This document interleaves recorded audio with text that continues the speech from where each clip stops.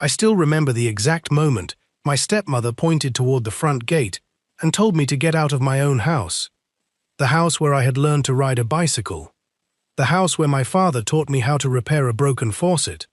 The house where we celebrated every birthday, every Christmas, and every family barbecue. She stood there, wearing a bright red dress, as if she had already won. Her finger never stopped pointing toward the driveway. Her voice echoed across the front yard. "You have 10 minutes. I don't care where you go. This house isn't yours anymore." I looked around at the people standing behind her. Some were relatives. Some were neighbors. Others had come over after hearing that my father had passed away only 3 days earlier. Nobody said a word. Nobody defended me. They simply watched. My suitcase landed on the front porch with a loud crash. The sound felt heavier than the luggage. It felt like 38 years of memories hitting the ground all at once. I bent down and picked it up without saying anything. Not because I agreed with her, because I was too shocked to understand how everything had changed so quickly. If someone had told me only a week earlier that I would be standing outside my childhood home carrying 2 suitcases while my stepmother screamed at me to leave, I would have laughed. But life has a strange way of changing forever, in a single afternoon. My name is Japhet Jr. Everything you are about to hear really began long before my father died. It began the day he met the woman who would eventually become my stepmother. My father, Richard Japhet, was one of the hardest working men I have ever known. He spent nearly 40 years building Japhet Construction into one of the most respected companies in our county. People admired his success. What they rarely saw were the sacrifices behind it. He missed vacations. He worked through birthdays. He spent countless nights repairing equipment after everyone else had gone home.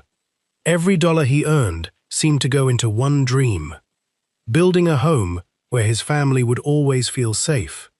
That beautiful 2-story house behind me wasn't purchased with luck. It was built with thousands of days of determination. I remember helping him paint the fence during summer vacations. I remember carrying lumber that was far too heavy for a teenager because I wanted to prove I could work beside him. Whenever I became tired, he would smile and tell me, "A real home isn't measured by square footage. It's measured by the people willing to protect it." At the time, I thought he was simply teaching me about responsibility. Years later, I realized he had been preparing me for something much bigger. My mother passed away when I was 12. Losing her nearly destroyed my father. For almost 5 years, he never even considered dating anyone. Then he met Vanessa. She was charming, elegant, confident. She always knew exactly what to say around other people. Everyone believed she made my father happy again, including me. I wanted him to smile again after everything we had endured. So when they married, I welcomed her into our family. Looking back now, I can finally admit something I refused to believe back then. The warning signs were always there. At first, they seemed harmless.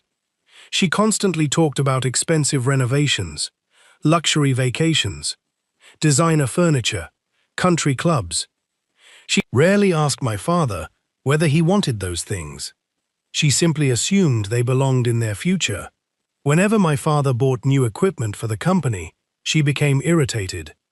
Whenever he invested money into helping employees, she called it a waste. Whenever he donated to local charities, she rolled her eyes. My father would simply laugh and change the subject. He hated conflict, especially inside his own home. As the years passed, I became the operations manager at his company. I wasn't handed the position. I earned it. I arrived before sunrise. I left after sunset. Some weeks I worked 7 days without taking a break. Not because my father demanded it, because I loved building something alongside him. Employees often joked that I was becoming his twin. Same work ethic, same calm personality, same stubborn refusal to quit. Every Friday evening, we would sit together on the back porch drinking iced tea while talking about life.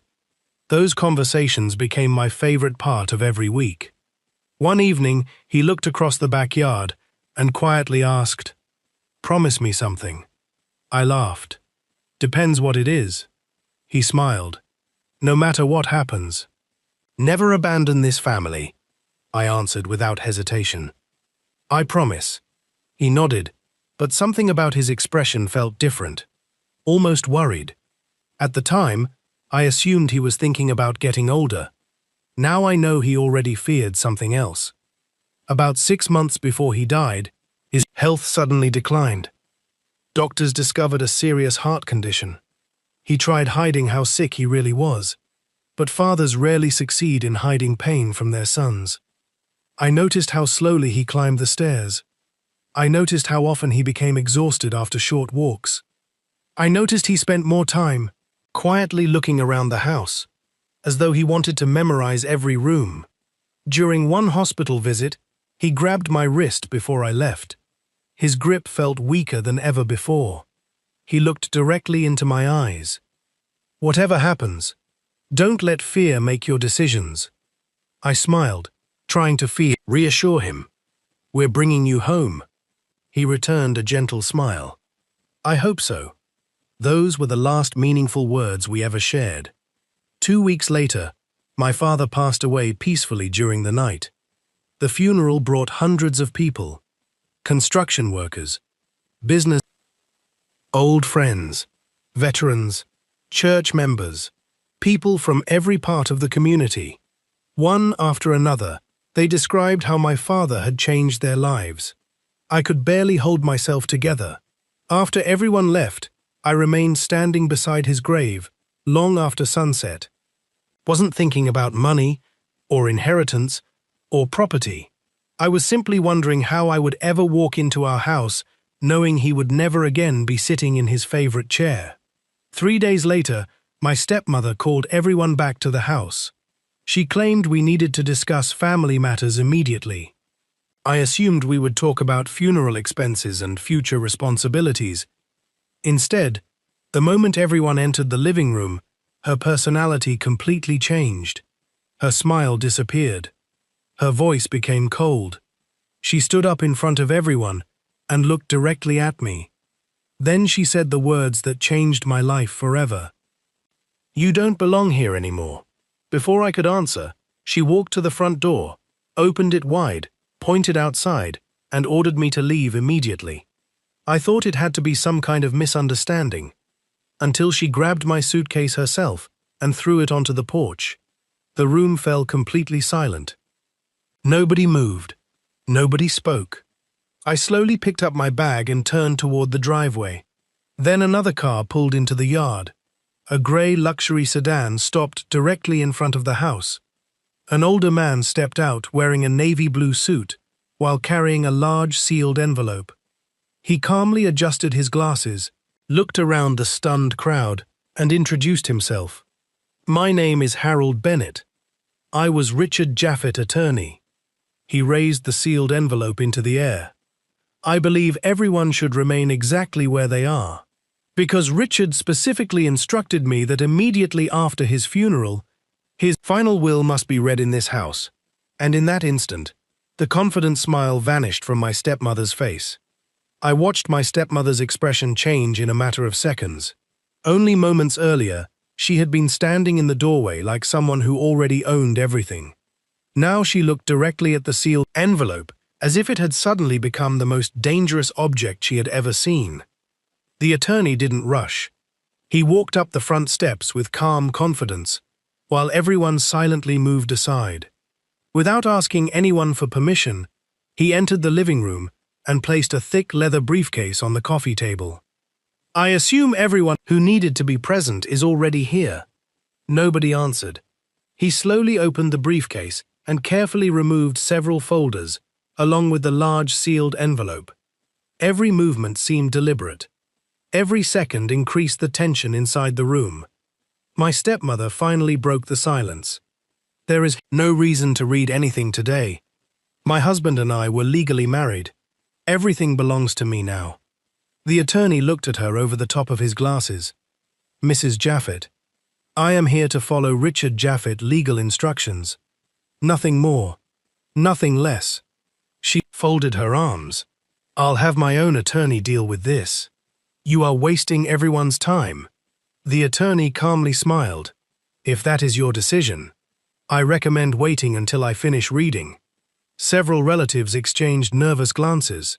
For the first time since my father's funeral, nobody seemed certain about what was about to happen. The attorney carefully broke the seal on the envelope. The sound of the paper tearing echoed through the room. It felt strangely loud, almost ceremonial. He unfolded the first page. Then he looked toward me. Then toward my stepmother. Finally, he began reading. If you are hearing these words, it means I am no longer with you. A heavy silence settled over the room. Hearing my father's voice through his own written words felt almost impossible. For a moment, I forgot where I was. I could almost imagine him sitting in his favorite chair with a cup of coffee in his hand. The attorney continued, "To my son Jaffet, you have always been the greatest blessing of my life. You never worked beside me because you expected something in return. You worked because you believed family comes before comfort." I lowered my head. My hands tightened around the handle of my suitcase. Across the room, my stepmother rolled her eyes. The attorney ignored her completely.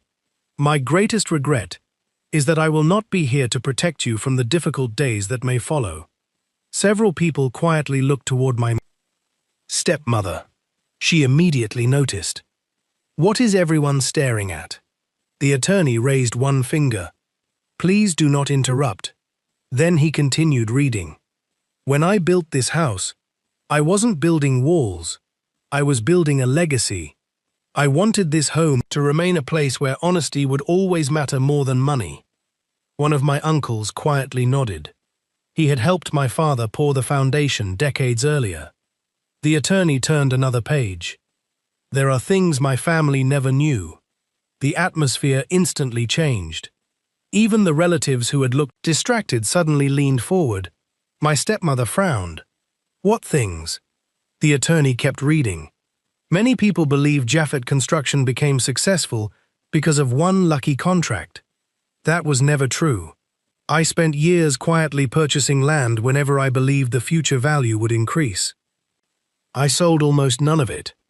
I allowed the investments to grow." Several family members exchanged surprised looks. I had worked with my father every day. Even I hadn't known about that. The attorney opened another folder. Inside were maps, property records, financial statements. He laid them neatly across the coffee table. "At the time of my passing, my real estate holdings include 23 commercial properties, several rental buildings, 3 warehouses, 4 investment offices, agricultural land outside the city, and significant financial investments accumulated over many years." Gasps filled the room. One cousin whispered, "I had no idea." Neither did I. My father had always lived simply. He still drove the same pickup truck for years. He wore inexpensive watches. He never cared about showing off. The attorney continued. "My greatest satisfaction never came from making money. It came from knowing I could someday leave security for the people I loved." My stepmother suddenly stepped forward. "This is ridiculous. Richard discussed all financial matters with me. There is no way I didn't know about this." The attorney slowly lifted another document. This statement was signed before 2 witnesses. It specifically confirms that certain financial information was intentionally kept confidential. Her face turned pale. "What are you saying?" "I'm saying exactly what Richard instructed me to say." The room became even quieter. I noticed one of my father's oldest friends quietly wiping tears from his eyes. He smiled sadly. "That sounds exactly like Richard, always planning years ahead." The attorney continued reading. "There is something I must explain. I never feared losing money. I feared what money could do to people." He paused before reading the next sentence. "I watched attitudes change. I watched conversations become centered around possessions instead of family. I noticed promises becoming weaker and expectations becoming greater. Nobody moved. Nobody dared interrupt. Every sentence felt heavier than the one before. Then came another surprise. I created detailed records, documenting every significant financial decision made during the last 10 years. The attorney opened another folder. It was filled with neatly organized documents, receipts, bank transfers, investment records, letters, even handwritten notes. Everything was dated. Everything was signed. My stepmother stared at the folders in complete disbelief. "You can't possibly expect anyone to believe all this." The attorney calmly replied, "I don't expect anyone to believe. I simply present evidence." He removed another sealed envelope. This one contains Richard's private observations. My heart started racing. Private observations? What could that possibly mean? He opened it, then began reading. If circumstances ever require this letter to be read, it means events unfolded exactly as I feared. A chill ran through the room. Even my stepmother stopped talking. If Japhet is no longer being treated like family, if anyone attempts to remove him from the home, if greed becomes more important than loyalty, then I ask everyone present to pay very close attention to the next pages. Every relative looked directly at my stepmother. Her confidence disappeared. She looked around the room searching for support. Nobody spoke. Nobody defended her. The attorney slowly reached into his briefcase, one final time. He carefully removed a thick cream-colored envelope, bearing my father's signature across the seal. Unlike the previous documents, this one had large red letters across the front. Property ownership. The attorney placed the envelope on the table without opening it. Then he looked around the room. His voice became even calmer. This final document answers the single most important question regarding Richard Japhet estate. My stepmother quickly stepped forward. "I already know the answer." The attorney shook his head. "No, you only think you do." He rested one hand on the unopened envelope, then looked directly into my eyes. Inside this document is the legal ownership of the Japhet family home. The entire room stopped breathing, and just before breaking the final seal, he quietly, "What Richard decided years ago will surprise every person standing in this room." The attorney carefully broke the final seal while every person in the room stood frozen. Nobody whispered. Nobody moved.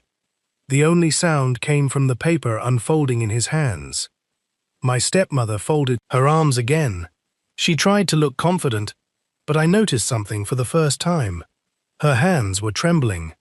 The attorney adjusted his glasses before reading the document.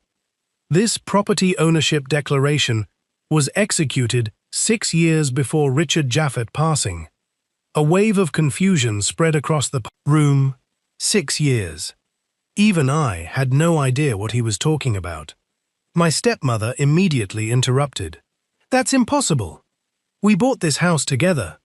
The attorney calmly looked at her. "You helped live in this house. That is not the same thing." He lowered his eyes back to the document. On the date shown in this declaration, Richard Japhet legally transferred full ownership of the family residence into an irrevocable family trust. Several relatives gasped. The attorney continued. "The sole beneficiary and legal owner designated in that trust is—" He paused for just a second. Almost every person in the room turned toward me. Then he finished the sentence.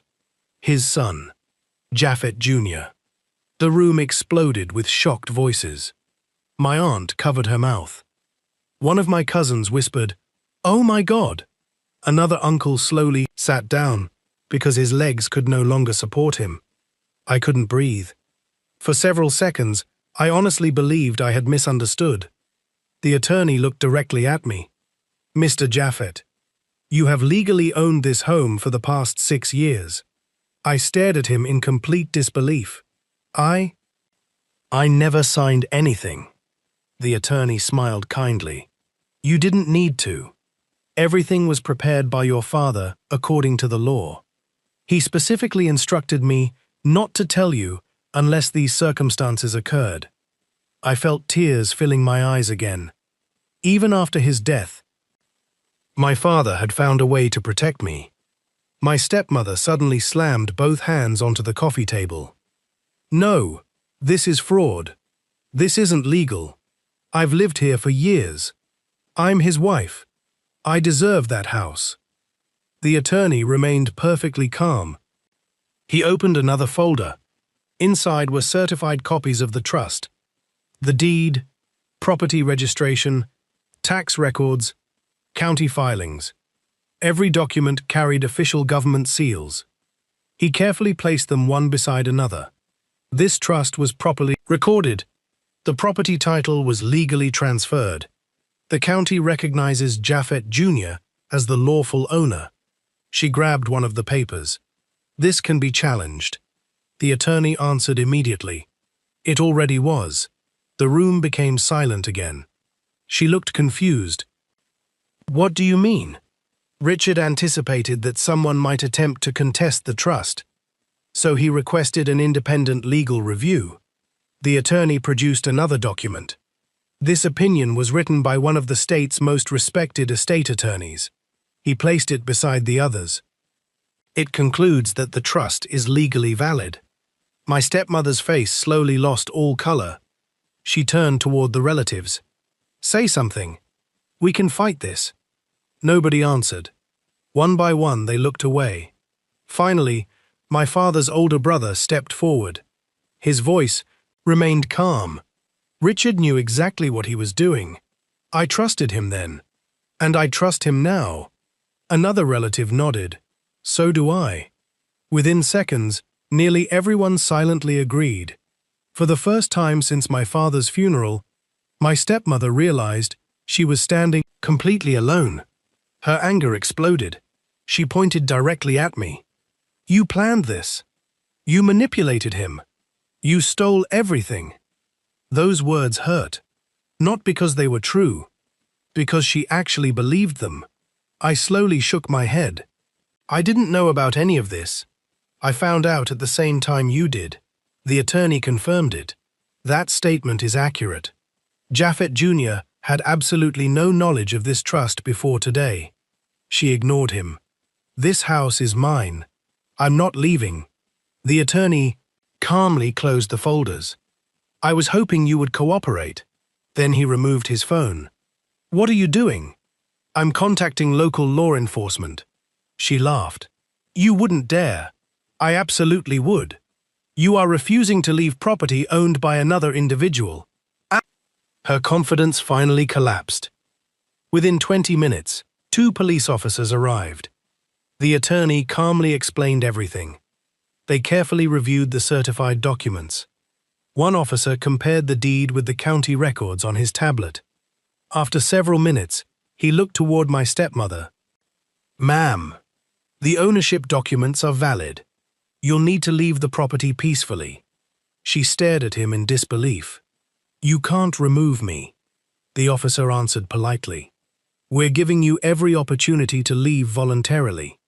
She refused. She shouted. She cried. She accused everyone in the room of betraying her.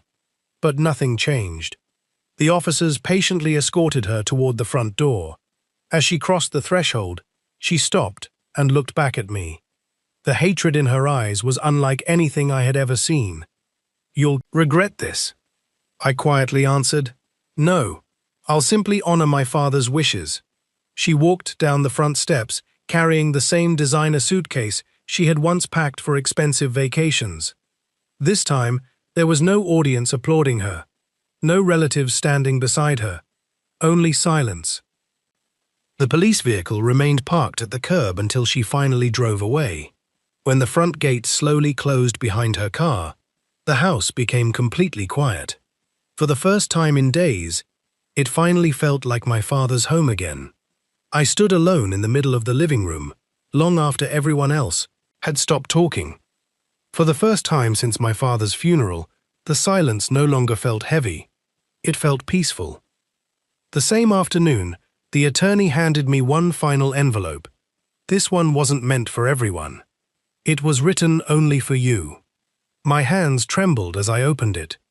The paper carried my father's familiar handwriting. Japhet, if you are reading this, it means my greatest fear became reality. I hoped your stepmother would choose family over greed. I truly wanted our home to remain a place filled with love. But if she forced you out, I knew I had to protect the one person who never abandoned me. Tears blurred my vision. The letter continued. This house was never my greatest achievement. You are. I watched you become the kind of man every father dreams of raising. You worked without complaining. You helped people without asking for recognition. You protected our employees during difficult times. You loved this family even when it wasn't easy. So today, I leave you more than property. I leave you responsibility. Protect this home. Protect the people who truly deserve to call it family.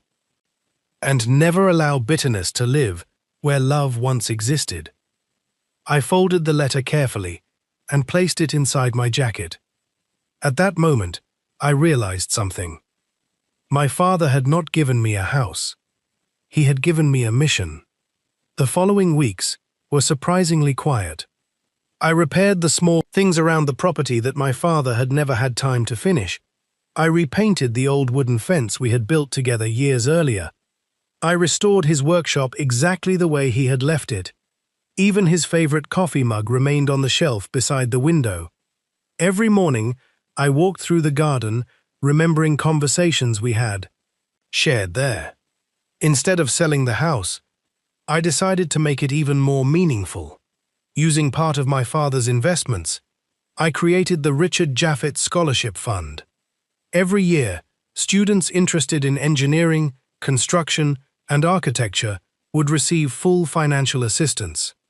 Then, I established another program that helped retired construction workers pay unexpected medical bills. My father had spent his entire life helping others. His legacy deserved to continue. News about the foundation spread quickly throughout the community. Former employees began visiting the house. Many of them shared stories I had never heard before. One man told me my father secretly paid his mortgage after his wife became seriously ill. Another revealed that my father had covered college tuition for his daughter without ever taking credit. An elderly widow quietly cried, while telling me Richard repaired her roof free of charge after a tornado. Listening to those stories made me even prouder to carry his name. Months passed. Life slowly returned to normal. Then, one rainy afternoon, someone knocked on the front door. When I opened it, my stepmother stood there. She looked completely different. The expensive designer clothes were gone. The confident smile had disappeared. She looked exhausted. For several seconds, neither of us spoke. Finally, she lowered her eyes. I know I don't deserve your kindness, but I need to talk. I invited her onto the front porch. Neither of us entered the house. Some memories belonged. This conversation did not. She quietly admitted she had lost almost everything. After leaving the house, she challenged the trust in court. Every challenge failed. The legal fees consumed most of her savings. Several investments she had made collapsed. Friends who once surrounded her disappeared. She looked toward the front yard. I thought money made people stay. I was wrong. I listened without interrupting. Then she surprised me. I'm sorry. I should never have treated you that way. I forgot that this was your father's home before it was ever. The apology sounded sincere. For the first time, I believed she understood what greed had cost her. I took a slow breath. I forgive you. She looked up hopefully. But forgiveness doesn't erase consequences. My father trusted me to protect this home. I intend to honor that promise. She slowly nodded. I understand. Before leaving, she looked once more at the house. I don't expect another chance. I only wanted you to hear those words. Then she quietly walked away. I never saw her again. As the years passed, the scholarship fund continued growing. Hundreds of students graduated because of my father's generosity. Families rebuilt their lives through the programs we created. The Jaffet's name became known not because of wealth, but because of compassion. Every anniversary of my father's birthday, I sat alone on the front porch with a cup of coffee. Exactly where we used to talk after long workdays. One evening, the sunset painted the sky with shades of orange and gold. A gentle breeze moved through the old oak trees surrounding the property. I smiled while looking at the house he had built with his own hands. Then I quietly repeated the promise I had made years earlier. "I'll protect it. I'll protect everything you built." And for the first time since losing him, I no longer felt like I was standing in his shadow. I felt like I was carrying his legacy forward, not with anger, not with revenge, but with integrity. Because in the end, the greatest inheritance my father ever left me was never written inside a legal document. It was written in the values he lived by every single day. And that legacy would never belong to anyone else. One of the most important lessons from this story is that character will always outlast possessions. Wealth, property, and legal ownership can change hands, but integrity is something no one can take away. Jaffet never spent his life trying to impress others or secure an inheritance.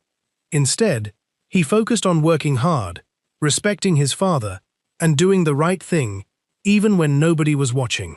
Those choices eventually became more valuable than any material possession. Success built on honesty may take longer to appear, but it creates a foundation that cannot easily be destroyed. Another powerful lesson is that greed often blinds people to what truly matters. The stepmother became so focused on controlling money and property that she forgot the value of family, loyalty, and compassion. Her desire to own everything ultimately caused her to lose the trust, respect, and relationships that could never be replaced. This reminds us that when ambition turns into selfishness, it can destroy the very future we are trying to protect. True wealth is measured not only by what we own, but also by the people who genuinely want to stand beside us. The story also highlights the importance of planning for the future. Jaffet's father understood that unexpected conflicts can arise after someone passes away. Instead of leaving confusion behind, he prepared clear legal documents and made thoughtful decisions while he was still alive. Proper estate planning is not about expecting the worst from loved ones. It is about protecting the people you care about from unnecessary conflict and ensuring that your final wishes are respected. Honest communication and careful preparation can prevent years of family disputes. Another meaningful message is that patience is stronger than revenge. Jaffet never tried to fight his stepmother with insults or anger. Even after being humiliated and thrown out of the home he loved, he remained calm and allowed the truth to reveal itself. In real life, reacting emotionally often creates bigger problems, while patience allows facts and justice to speak louder than emotions. Remaining composed during difficult moments requires strength, but it often leads to better outcomes than acting out of frustration. The story further teaches that forgiveness does not mean abandoning accountability. When the stepmother finally apologized, Jaffet chose to forgive her because carrying hatred would only continue his own suffering. However, forgiveness did not erase the consequences of her actions or require him to ignore the boundaries his father had established. Healthy forgiveness brings peace without sacrificing wisdom. It allows people to move forward while still learning from the past. Finally, this story reminds us that the greatest legacy we can leave behind is not money, but values.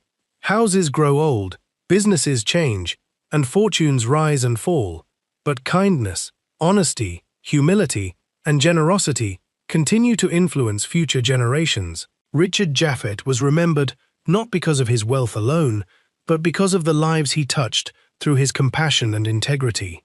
That is a legacy anyone can choose to build. Every decision we make today shapes how we will be remembered tomorrow, proving that our greatest inheritance is the example we leave for others to follow.